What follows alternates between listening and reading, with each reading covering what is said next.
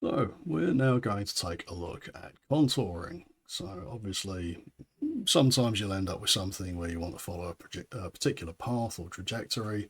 And of course, contouring is super useful for that, as the developers of ENCY have already determined for us. So if we add the operation, go to contour spraying, and we are going to turn on flip wrist and E1.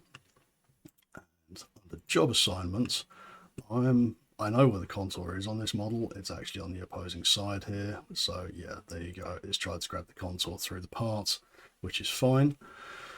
So don't think that I'm just pulling some weird mystical nonsense there. We're going to set that as edge curve on surface.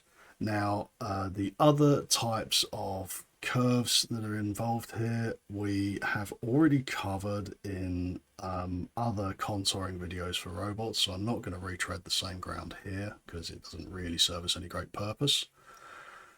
Under strategy, we're going to go with normal to surface because that's what we need. I am not going to make any changes to rotary axis.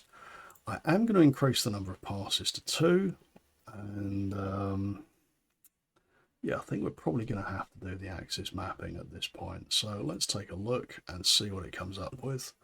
I'm going to generate the toolpath at the moment, and yeah, we can already see that it follows the curve. It's a bit tight. It doesn't like the position much. So let's quickly crunch through the axis map and see what we can come up with. So I'm going to turn on collisions because it likes to surprise us on occasion. Let's just quickly run through these. Because it's such a short path, it really shouldn't take long to calculate at all. As we can see here, I'm calculating with collisions turned on, and it's literally spitting out the results in seconds, which is lovely, if we're being completely honest. So there we go. That's that.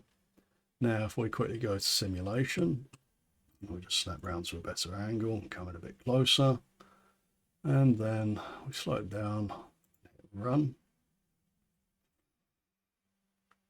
Now, that looks pretty much ideal to me. And as we can see from the coverage here as well, not only is it bouncing back and forth on said curve, it's doing a pretty good job of giving nice, even, spaced out coverage around it as well, which is pretty ideal for 3D scanning purposes.